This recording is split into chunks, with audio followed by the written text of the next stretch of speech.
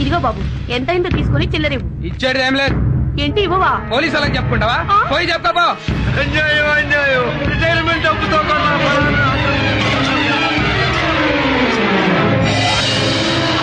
ఏరా నీకు బండి కావాలా ప్రాణాలు కావాలా? ఏందిరా చూస్తున్నావు? కేసు మళ్ళీ కోర్టుకు రాకుండా కేసు పేపర్లన్నీ తగలబెట్టండి రా. ఏంటండి పోలీసులు లేరని కోర్టుల మీద పడి దౌర్జన్యం చేస్తారా? జడ్జి గారిని వదిలిపెట్టద్దు.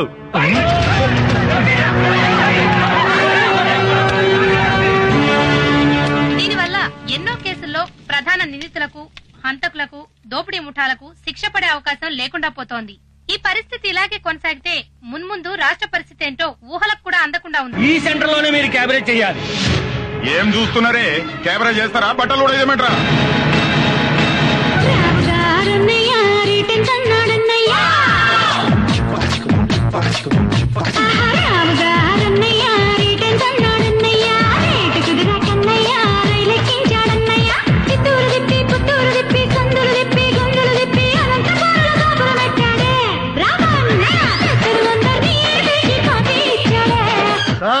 కాపాడండి అయ్యా, మమ్మల్ని కాపాడండి.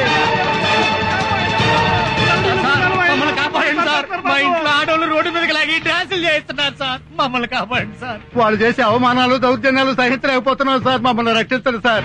మీ పోలీసులే లేకపోతే మేము ప్రజలు బతకలేవు సార్, బతకలేవు సార్. రావడం ఆలస్యం అయితే మా మానవ ప్రాణాలు పోతాయి సార్. మీరు అర్జెంట్ గా రండి సార్. అర్జెంట్ గా రావాలరా మీకోసం.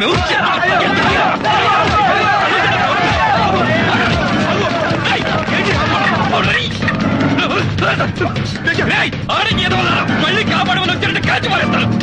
పై అధికారుల నుంచి పొలిటీషియన్ దాకా, జేబు దొంగల నుంచి ఫ్యాక్షనిస్టుల దాకా అమ్మ నా బూతులు తిడుతున్నా మేము పట్టించుకోకుండా మీకు సేవలు చేసావురా. మీకు కూడా మమ్మల్ని వాడేసుకుని వదిలేయాలని బుద్ధి పుట్టింది అంటే ఎందుకు చేయాలరా మీకు సేవ? చెయ్యం. మీరు చస్తే సేవ పంచనామా రాయడానికి కూడా రావరా? ఏ రౌడీ ఎమ్మెల్యే మాటలు విని మీరు మమ్మల్ని ఎదవలు చేశారో నా చావండి రా.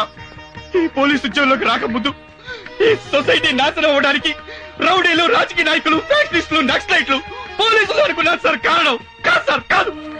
ఈ ప్రజలు సార్. వీళ్లకున్నది జబ్బులు ఎవరికి లేవు సార్. ఆ జబ్బు వల్లే ఒక్కొక్కడు ఇళ్లలో దాక్కుని సాక్ష్యం చెప్పకుండా పోలీసులు ఎదవలు చేశారు sir. I have to invent a new language to accuse people like you. మిమ్మల్ని తిట్టారంటే కొత్త భాష కనిపెట్టారా?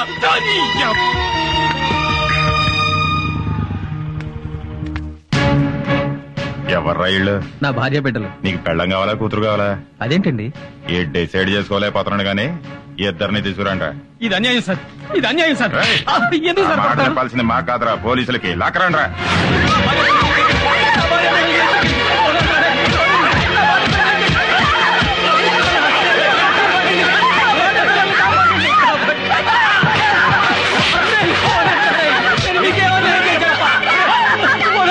పోలీసులకు ఫోన్ చేస్తాను. హలో హలో, ఎవడో ఎక్కడేంట్రా? ఏమైపోయారా? ఎక్కడ తెచ్చారా అందరూ? మా ఎమ్మెల్యే గారు దేవుడ్రా, ఆయనకి ఫోన్ చేస్తాను. నేను చెప్పుకోవాలరా బాబు. హలో హలో, ఏమయ్యావరా దరిద్రుడా? ఏం చేస్తున్నావురా? ఎత్తవేంట్రా? చచ్చావురా? నువ్వు కూడా చచ్చిపోయావా? ఏమయ్యారా నాయకులారా? ప్రభుత్వమే పట్టించుకోకపోతే మేము ఎవరితో చెప్పుకోవాలరా? మిమ్మల్ని ఎమ్మెల్యేలు చేశాం, మంత్రులు చేశాం, ముఖ్యమంత్రులు చేశాం. ఈ ప్రభుత్వం ఏం చేస్తుందిరా? సమాధానం చెప్పండిరా. మేము నీటి పన్ను కడుతున్నాం, రోడ్డు పన్ను కడుతున్నాం, ఇంటి పన్ను కడుతున్నాం. మా బతుకులు ఎవరితో చెప్పుకోవాలరా? మేము బతికి బట్ట కట్టాలంటే ఎవరి కాళ్ళు పట్టుకోవాలరా? ఎవరి చాంకరాకాలరా? చెప్పండిరా.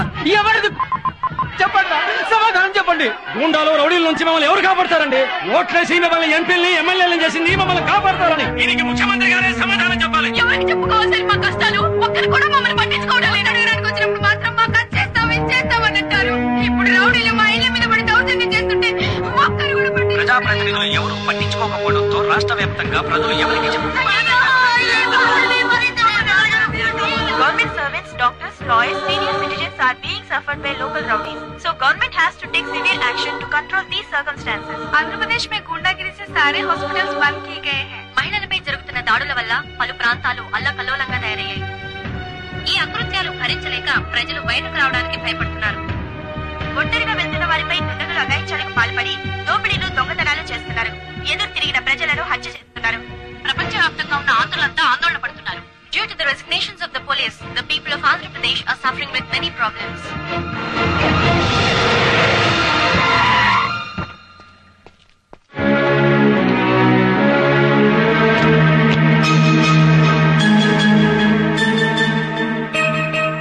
మిస్టర్ నాయుడు, ఒక్క విషయం మాత్రం గుర్తుంచుకో. అఆల్ రానివాడు కూడా మంత్రి అయిపోయి ఐఏఎస్లను ఐపీఎస్లను శాసిస్తున్నాడంటే ఆ తప్పు వాడిని ఎమ్మెల్యే చేసిన ప్రజలది కాదయ్యా. అసలు వ్యవస్థలోనే లోపాలున్నప్పుడు కేవలం ప్రజల మీద కోపం తెచ్చుకోవడం న్యాయం కాదు. ప్రజలు అమాయకులయ్యా. అతివృష్టి మూలంగానో అనావృష్టి మూలంగానో కరువులొచ్చినా కష్టం వచ్చినా వాళ్ల బాధలేవో వాళ్లు పడుతూ బతుకుతున్నారే తప్ప దోపిడీలు చెయ్యాలనో దోచుకోవాలనో దౌర్జన్యాలు చెయ్యాలనో ఆలోచనే రాని మంచివాళ్లయ్యా ప్రజలు. అలాంటి ప్రజల్ని మా రాజకీయ నాయకులు మోసం చేసి మీ పోలీసులు నిందించి వాళ్ల బ్రతుకుల్ని నాశనం చేయకండి. ఇదిగో నా రాజీనామా పత్రం. ఇంకెప్పుడైనా మా ఎమ్మెల్యేలు కాని మా మంత్రులు కాని మీ విధి నిర్వహణలో అడ్డుపడితే నేను శాశ్వతంగా రాజకీయాల నుంచి తప్పుకుంటాను. దయచేసి ప్రజల్ని కాపాడండి. మనమంతా వాళ్ల కోసం పనిచేసే సేవకులం అనే నమ్మకాన్ని ప్రజలకు కలిగించండి. రాజీనామా అక్కర్లేదు సార్. మాకు ప్రజలన్నా ప్రజాస్వామ్యం అన్నా చాలా ప్రాణం. Teja, yes sir. Suresh sir, ప్రజల్ని కష్టపెట్టే వాళ్ళు చించి ఊతికి ఆరేయండి. గో. Yes sir.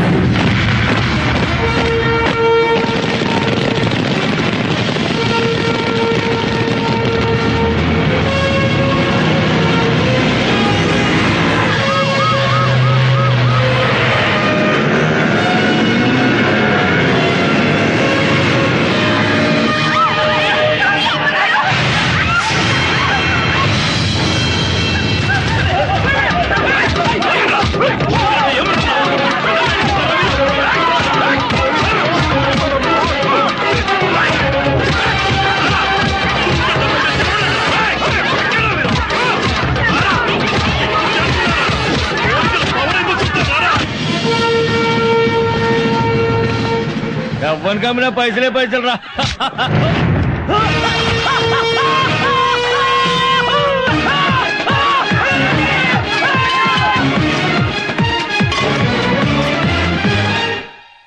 నమస్కారం అయ్యా. మమ్మల్ని ఏం చేయొద్దు.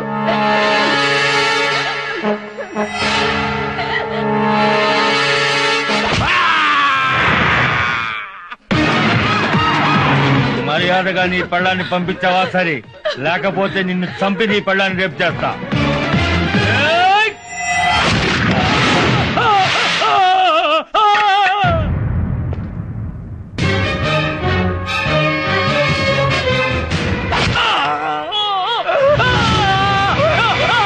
కోర్టు ఫైల్స్ అని తగలబెడతారా? రే పట్టండి. జడ్జి గారి మీద చేస్తావరా? రే నేను నీకేసే శిక్షదేరా.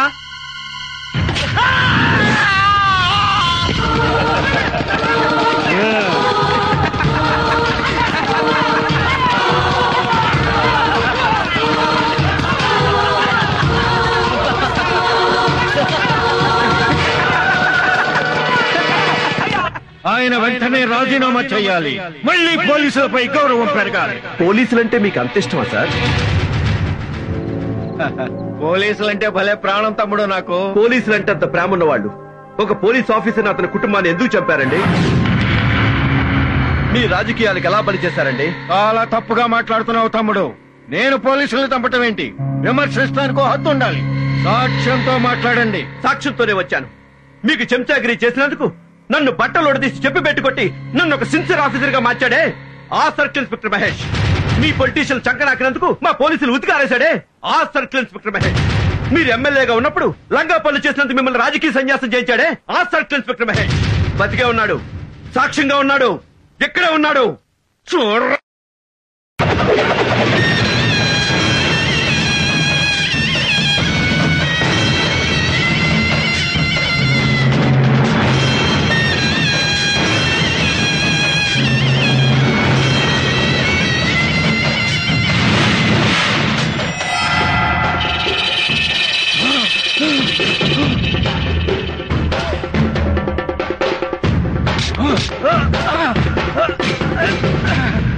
నీ చేతులు నరికింది ఎమ్మెల్యే భగవంతుడు. ఆ భగవంతుడు ఎవరో కాదన్నా, సిఐ మహేష్. భగవంతుడా!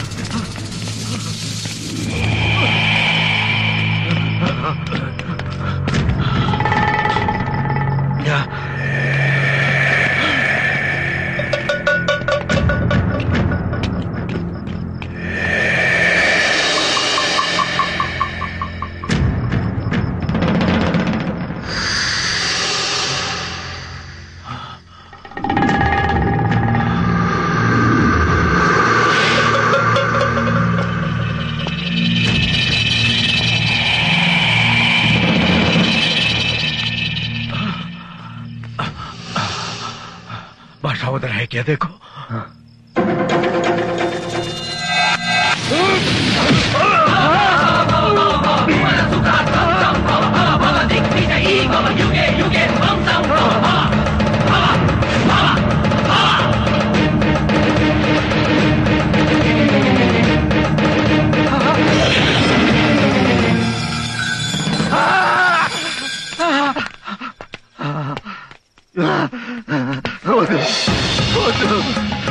నన్ను చంపొద్దు,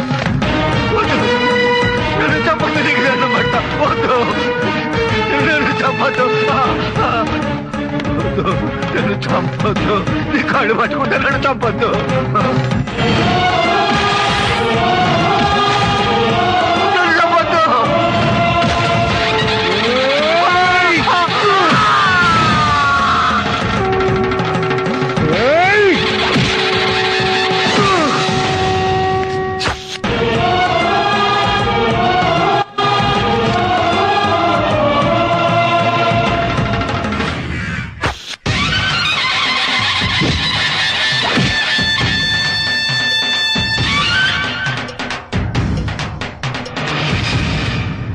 పొలంలో మందేస్తే పురుగులు చావాలి, ఎంత పురుగు చస్తే అంత ఎక్కువ పంట పండుతుంది.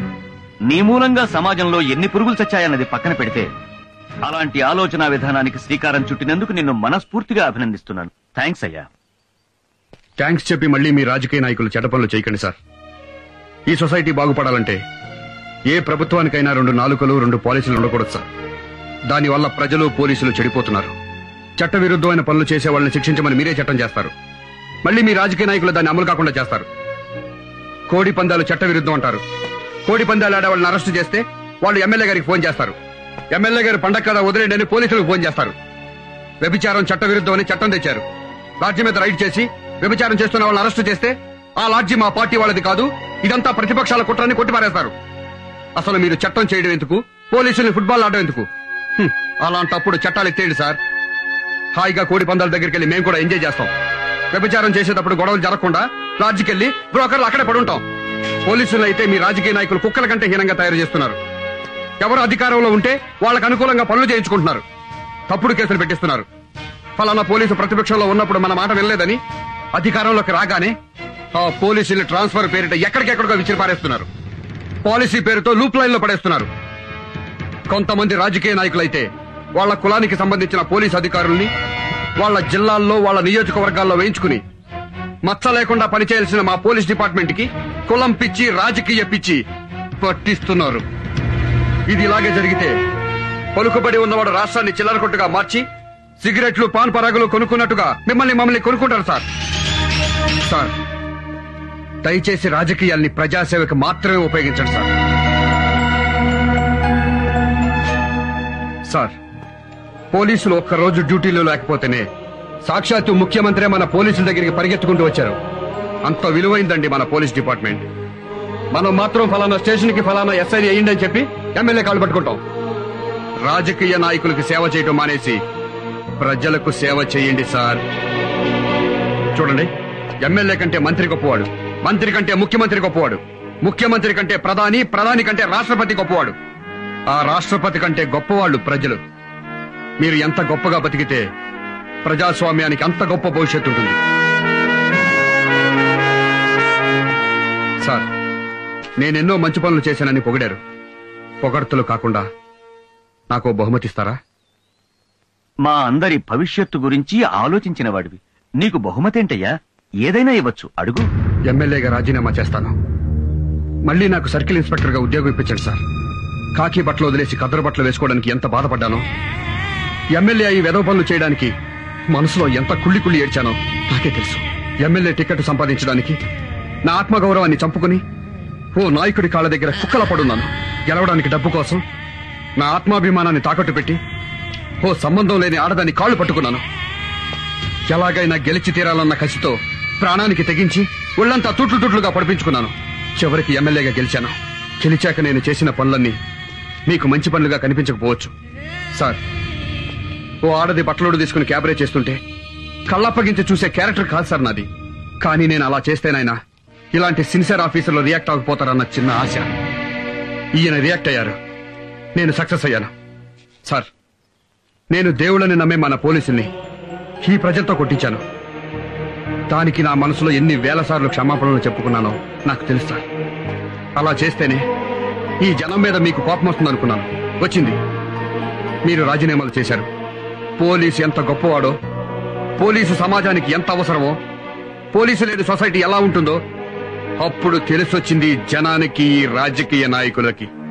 ప్రత్యక్ష నరకం చూశారు. ఇవన్నీ తప్పులు కాదు సార్. శిక్షలు వేస్తూనే జనానికి, పోలీసులకి వాళ్ళ బాధ్యత గుర్తు చేశాను.